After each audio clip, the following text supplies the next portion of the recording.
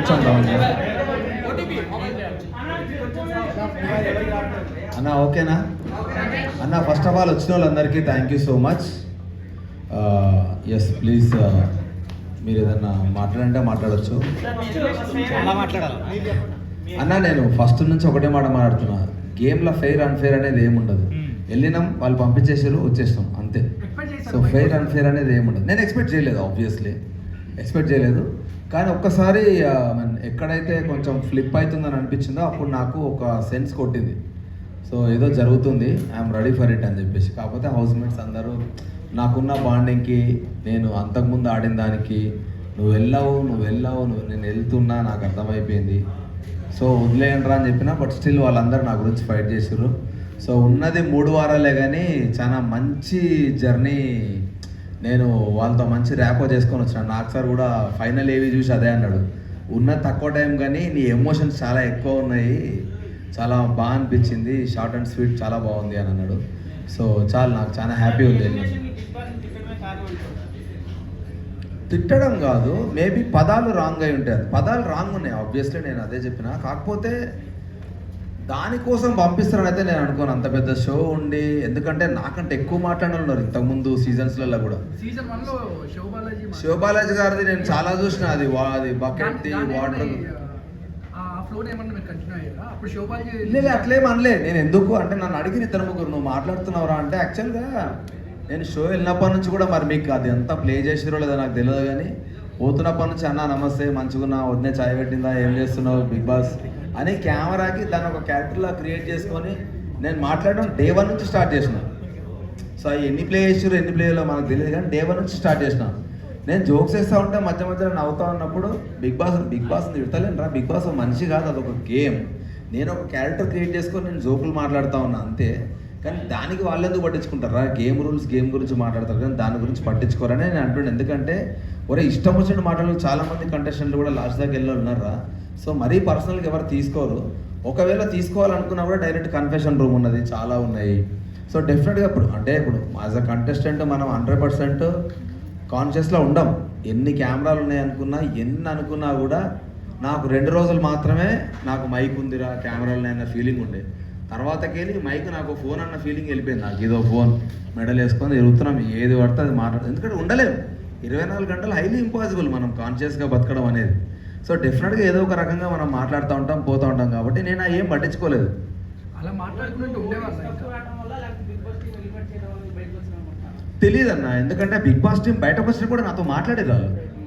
బయటకు నేను ఫస్ట్ రాగానే నువ్వు actually one of the finest contestants, నువ్వు చాలా ముందుకెళ్తావు అనుకున్నా, వెరీ అన్ఎక్స్పెక్టెడ్. ఇది ఓటింగ్ ఎందుకు రాలేదో మాకు తెలియలేదు, అసలు నిన్ను ఎక్స్పెక్ట్ చేయలేమేమన్నారు వాళ్ళు. అంటే లాస్ట్ 2 days గేమ్స్ ఆడలేదు కదా, మేబీ అది ఎఫెక్ట్ అయ్యి ఉండొచ్చా ఓటింగ్కి? అదే అంటున్నా, వాళ్ళు అదే అన్నారు, వాళ్ళు కూడా అదే క్వశ్చన్ అన్నారు. నువ్వు వస్తావని ఎక్స్పెక్ట్ చేయలేదు. ఇప్పుడు ఒకటమ్మా, మనం 105 days ఉంది, ఈ ఒకటే గేమ్ తోటి పంపిస్తారని అయితే మనకు ఉండదు. కాకపోతే వాళ్ళు ఏం చూపించారు, జనాలకు ఏమర్థమైంది అన్నది ఒకటి ఉంటుంది. ఇప్పుడు ఏదైనా సరే ఎండ్ ఆఫ్ ద డే నేను ఈ 2 వారాలు నేను గేమ్ ఆడలే, ఈ 2 రోజులు నేను గేమ్ ఆడలే అంటున్నారు. కానీ అదే గేమ్ నిఖిల్తో అదే ఎవరైతే కంటెస్టెంట్ పృథ్వీ ఉన్నాడో వాడు నా టీంలో ఉన్నప్పుడు కూడా నేను ఫైట్ చేసిన. ఫిజికల్ డ్యామేజ్ అయితే తెలియదు, ఈ ఫిజికల్ డ్యామేజ్కి ఒక లిమిట్ ఉండదు. దెబ్బ తగిలి మొహాన్ని తగిలితే ఎవరు రెస్పాన్సిబుల్ అంటే నిఖిల్ గారు వాళ్ళే మాట్లాడేది. మీరు చూసుంటే అరే మనం ఆర్టిస్టులం రా, బయటకు వెళ్తే మనకు లైఫ్ ఉంటుంది, చేతులు కాళ్ళు. ఎందుకంటే లాస్ట్ సీజన్ చూసిన శివాజీ అన్న చెయ్యికో ఏదో ఫ్రాక్చర్ అయింది కదా, ఆయన సీజన్ అంతా అట్లే ఉండిపోయాడు పాపం. సో ఎవరు రెస్పాన్సిబుల్? అది ఇంకా ఎక్కువ స్ట్రెచ్లో అయిందనుకో. నా దాంట్లో ఉన్న కంటెస్ట్ నబీల్ ఉన్నాడు, నబీల్కి చెయ్యి ఇరిగింది, నబీల్కి నడుము బ్యాక్ ఇంజురీ ఉన్నది. సో ఆదిత్య అన్నకి చిన్నగా ఆస్తమా ఇష్యూ ఉన్నది. ఇవన్నీ నాకు తెలుసు. సో తెలిసినప్పుడు నువ్వు ఫిజికల్ డ్యామేజ్ చేసుకుంటే రేపు పొద్దున లైఫ్ కూడా ఇబ్బంది అవుతుంది, వద్దు అన్నది నా కాంటెక్స్ట్ ఉండే. సో దానివల్ల తీసేసారంటే దట్స్ ఓకే, ఇంకా మనం ఏం చేయలేము. ఎందుకంటే ముందే చెప్పిన ఆడియన్స్కి నచ్చిన రోజులు ఉంచుతారు, నచ్చిన రోజులు తీసేస్తారు. సో నచ్చినప్పుడు మనం ఎంత యాక్సెప్ట్ చేస్తామో, నచ్చినప్పుడు కూడా అంతే హ్యాపీగా బయటకు వచ్చేయాలి. చేయలేదు.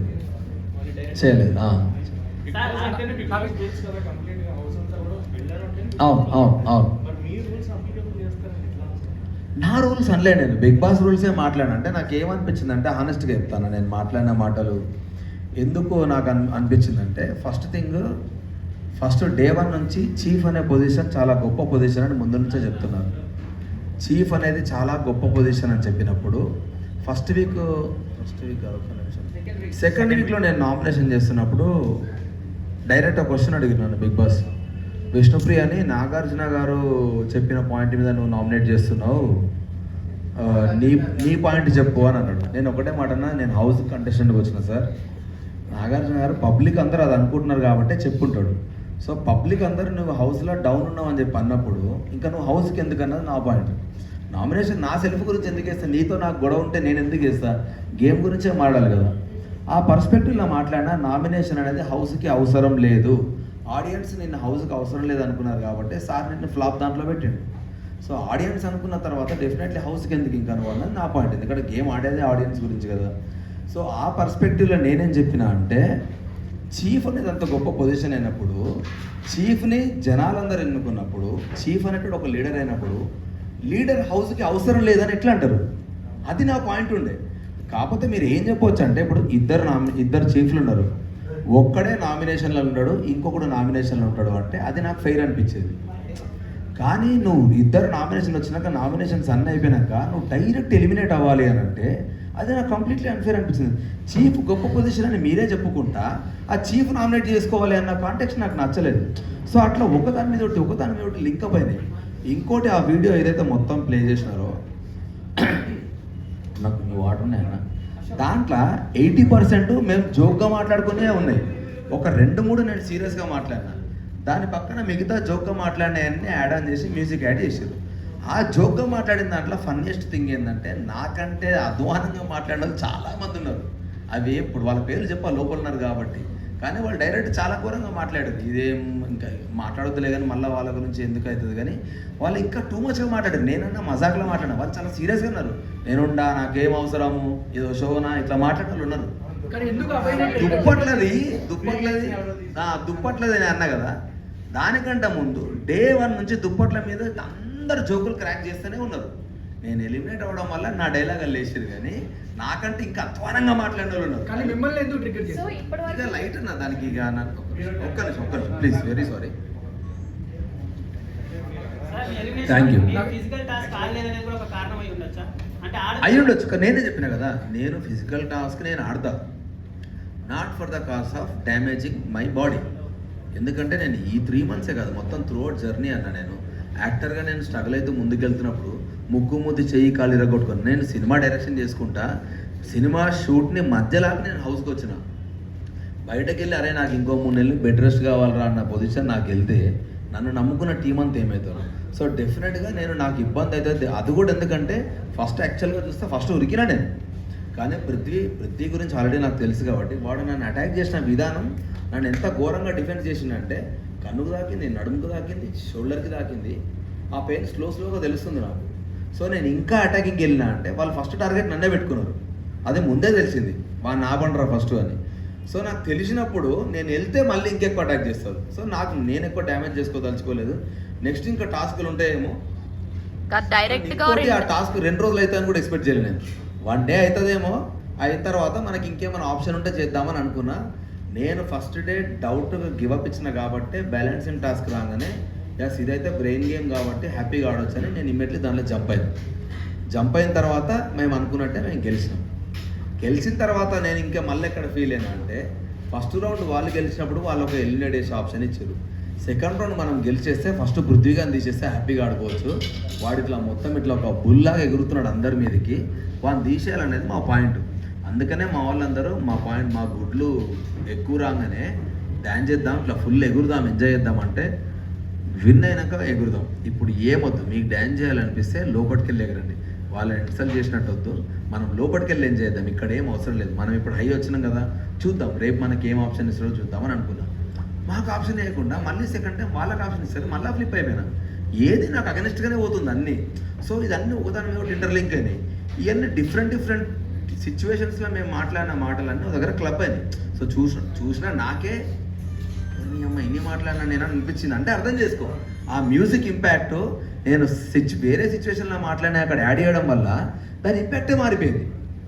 ఒకవేళ అలా మాట్లాడుకుంటూ ఉండేవాడుగా ఏమో నేను మాటల వల్ల తీసేసి ఉంటే అయితే 100% అది మాట్లాడకుండా ఉండేవాడిని అని చెప్తా.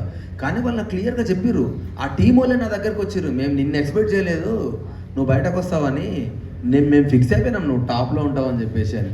సో వాళ్ళకి మాట్లాడాల్సిన అవసరం ఉండదు. ఒకవేళ నేను మాట్లాడిన మాటలు అంత హర్టింగ్ వాళ్ళకు ఉంటే బయటకు వచ్చి మళ్ళీ ఎందుకు నాతో మాట్లాడతారు, ఏం జరిగింది ఏమైంది నన్ను క్లియర్గా అడిగి. నేను చెప్పిన నా జిందగీలో నేను చపాతీతో దోశలు తినలేను. నా 3 రోజులు చపాతీ దోశ పప్పు. మీకు తెలియదు కానీ ఎంతమంది నా దగ్గరికి వచ్చారు, నాకు స్టమక్ అప్సెట్ అవుతుందిరా, నాతో అయితలేదు ఈ ఫుడ్.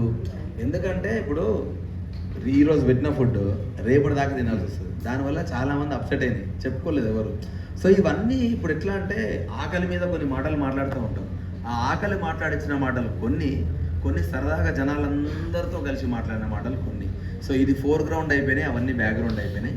ఈ ఎఫెక్ట్ అంతా వాటన్నిటికీ ఆడాయి. సార్ యంగ్ టాస్క్ లో రష్మిక కూడా ప్రేరణ ప్రాణం పెట్టి ఆడేటప్పుడు మీరు ఎక్స్ ని సేవ్ చేయకుండా కిరాక్ సీతాకి ఇవ్వడం ఎంతవరకు కరెక్ట్ అండి? కిరాక్ సీతకి నేను ఇవ్వలేదు. ఎందుకు కిరాక్ సీత దగ్గర నేను ఎందుకు గివ్ అప్ చేసిన అంటే, యాజ్ అ చీఫ్ ఇద్దరం నేను నిఖిల్ మాట్లాడుకున్నాం, ఇట్లా గేమ్ వద్దు, ఏమున్నా అక్కడ ఆడుకోండి. ఎందుకంటే ఫస్ట్ నిఖిలే నా దగ్గరకు వచ్చి, మామ బాడీ పెయిన్స్ ఘోరంగా ఉన్నాయిరా, అవ్వట్లేదు నాతోటి, జర చూసి ఆడుకుందాంరా అన్నాడు. నేను అన్నా మీరేం కొట్లాడ పెట్టుకున్నా అక్కడ మాట్లాడుకోండి మామ, ఇక్కడికి వచ్చిన తర్వాత వదిలేద్దాం, అక్కడ ఎంతనన్నా ఫైట్ చేసుకోండి మామ, దాన్ని బట్టి మనకు క్లారిటీ ఉంటుంది ఎంతవరకు ఆడాలని అని ఇద్దరం మాట్లాడుకున్న తర్వాత ఓకే అన్నారు కాబట్టి నేను సైలెంట్ అయినా. ఇంకోటి సీతకు ఆల్రెడీ చాలా దెబ్బలు తగిలినాయి అండ్ తలకు కూడా దెబ్బ తగిలింది ముందు రోజు ఎగ్ టాస్క్ ఆడినప్పుడు. సో నేను సీత వచ్చి తీసుకెళ్తే నేను సడన్గా లేచి పట్టుకుంటే కింద పడితే దెబ్బ తగులుతుంది అన్న ఒక కన్సర్న్ మీద నేను ఆగిపోయాను. అండ్ ఇంకోటి మేము ఆల్రెడీ మాట్లాడుకున్నాం. సో నేనేం ఎక్స్పెక్ట్ చేసిన అంటే నిఖిల్ గారు వచ్చి మేము ఆల్రెడీ మాట్లాడుకున్నాము వద్దురా అని వాడు వచ్చి అన్నాడు కూడా, మనం మాట్లాడుకున్నాం వాళ్ళ ఎక్స్ వాళ్ళకి ఇద్దామని. సోనియా డిఫెండ్ చేసుకుంటూ స్టార్ట్ చేసింది ఇది మా గేమ్ అని. ఇక అడ్డంగా వితండవాదం చేస్తే నేను ఏం చేయలేను. యాజ్ ఎ చీఫ్ మాట్లాడుకున్నప్పుడు ఆ రూల్ ఒకటి వెళ్ళాలి. మీరు నిన్న అంత దాకా వచ్చిన వాడు మళ్ళీ ఎక్స్ ఇస్తా అన్న వాడు సడన్గా నిన్న మీరు ఆడారు కదా ఈరోజు మేము ఆడతామనంటే ఇక ఇంకేం మాట్లాడతాను నేను దానికి. సైలెంట్ కాదన్నా, ఇప్పుడు గొడవ నువ్వు లాజికల్గా మాట్లాడితే గొడవ పడతా, నువ్వు అడ్డంగా ఇష్టం వచ్చినట్టు మాట్లాడతా అంటే ఆల్రెడీ నాకు గొంతు ఖరాబ్ అయింది. నేను అప్పటికి నేను అదే చెప్తున్నా, అందుకే అంటున్నా యాక్చువల్గా ఇప్పుడు ఆడియన్స్ మిస్టేక్ అని నేను అంటే ఏంటంటే ఆడియన్స్ వాళ్ళకి ఎంతవరకు చూపిరో అదే చేస్తారు. సింప్లెస్ట్ ఎగ్జాంపుల్, బయటకు వచ్చిన తర్వాత ఫస్ట్ నా వైఫ్ అడిగింది ఏం తెలుసా, నువ్వు సీతను ఎందుకు తిట్టినావు, సీత నీ మీద హర్ట్ అయింది, పెద్ద గొడవ అయింది కదా అని అన్నది. కానీ మీరు బయటకు వచ్చినాక సీతను అడగండి, మేమిద్దరం గొడవ పడ్డ తర్వాత సీత లోపలికి వెళ్ళి ఏడ్చింది. ఏం ఏడ్చింది తెలుసా, ఆయనను నేను సొంత అన్నలాగా ఫీల్ అయినా, తిట్టాల్సింది అన్నను కాదు, ఎవడి మీదో కోపం నేను అభయందం మీద చూపించినా అని ఏడ్చింది ఆ పిల్ల.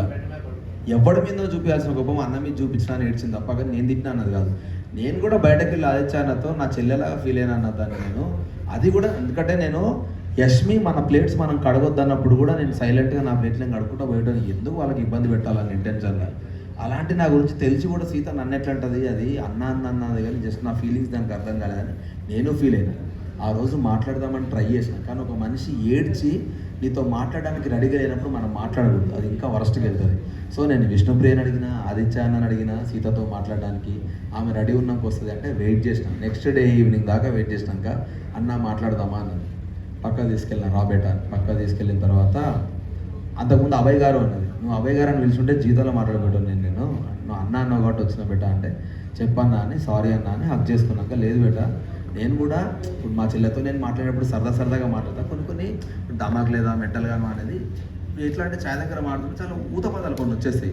ఆ ఊత పదాలు ఎట్లుంటాయంటే ఇప్పుడు కొన్నిసార్లు ఎరా ముండా అని మాట్లాడతారు, అది నా సైడ్ చాలా ఏంది ముండా అంటుండేది అనిపిస్తుంది, కానీ కొన్నిసార్లు చాలా నార్మల్ పదం అది. సో ఇటు సైడ్ నాకు చాలా నార్మల్ పదాలు, కానీ అవి సీతకు తెలియదు, కానీ అది నేను అన్నందుకు కూడా ఫీల్ కాలేదు. ఆ బాండింగ్ మా ఇద్దరికి ఏర్పడ్డది లక్కీలీ. సో నేను సీతతో అదే చెప్పిన, ఆ తర్వాత మళ్ళీ ఇష్యూ కాలేదు. కానీ ఇక్కడ ఏం చేసిరంట, బిగ్ బాస్ మీద నాకేం ఒపీనియన్ లేదు. పాయింట్అవుట్ చేసిరని అయితే నేను ఫీల్ అయిన హానెస్ట్గా. ఎందుకనంటే ఇప్పుడు ఏదైనా రూల్ తప్పినామనుకో అన్న, బిగ్ బాస్ నుంచి వార్నింగ్ వస్తుంది, మీరు రూల్ తప్పుతున్నారు జాగ్రత్త అని వార్నింగ్ వస్తుంది బిగ్ బాస్ నుంచి. మీ విషయంలో రాలేదు, నా విషయంలో ఒక్కసారి కూడా రాలేదు. రానప్పుడు పక్క వాళ్ళందరూ చాపే నువ్వే అంటే గుమ్మడికాయ దొంగ అంటే నేను ఎందుకు భుజాలు అనుకుంటావే, నేను తప్పు చేస్తే డైరెక్ట్ చెప్తారు కదా వాళ్ళు, బిగ్ బాస్ చెప్తాడు. ఉత్తా నేను టేబుల్ మీద తబలా కొడుతుంటే అబ్బాయి మీరు చేసే పని తక్షణమే ఆపేయండి అన్న క్యాండిడేట్ నేను బిగ్ బాస్ గురించి మాట్లాడుతున్నప్పుడు ఆయన అననప్పుడు నేను ఏమనుకుంటా, వాళ్ళు అన్ని పిచ్చలు ఇట్లా లైట్ తీసుకుంటారు. ఇప్పుడు వాళ్ళు ఏంది మన పేషెన్సీ టెస్ట్ అక్కడ. వీడు టంగ్ లూజ్ అవుతున్నాడు అని అనుకుంటారు కానీ వీడు నన్ను తిడుతున్నాడు ఎందుకు అనుకుంటారు అని చెప్పి నేను ఆబ్వియస్లీ అనుకుంటాను. ఎందుకంటే నేను కన్ఫెషన్ రూమ్కి వెళ్తాను చాలాసార్లు అడిగిన.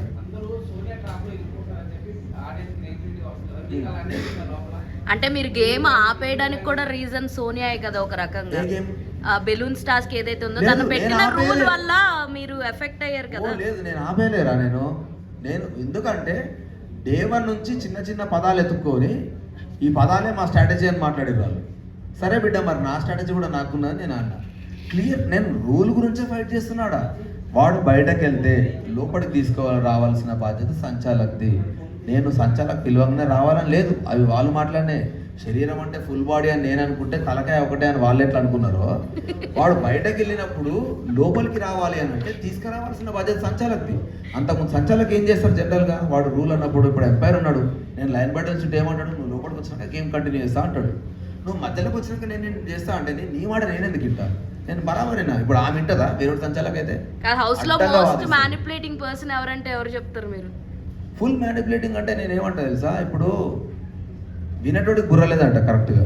నువ్వు ఎందుకు మ్యానిపులేట్ అవుతావు పోయి? నీ అమ్మ నీకు 25 ఏళ్ళు దాటి ఉన్న వాళ్ళు అందరూ ఉన్నారు, నువ్వు మ్యానిపులేట్ ఎందుకు అవుతావు? నేను అందుకే మ్యానిపులేట్ అవుతున్నావు అనుకున్న వాళ్ళందరితో మాట్లాడినాను. నిఖిల్కి చెప్పిన, మిగతా వాళ్ళందరికీ చెప్పిన, సీతుకు కూడా కొన్ని చెప్పిన. నాకు చెప్పాలనిపించినాయని మస్తు మాట్లాడతారు. వాడి మాటలు ఏంటి, నువ్వెందుకు చేంజ్ అవుతావు అన్నది నా పాయింట్. ఈ 3 వారాల్లో బిగ్ బాస్ ఏం నేర్చుకున్నాం? మణికంఠ నిజంగా హౌస్లో మోస్ట్ టిపికల్ పర్సన్. హానెస్ట్గా చెప్తున్నాను నేను. ఎందుకంటే ఒకటి చెప్తా, మణికంఠ సిచ్యువేషన్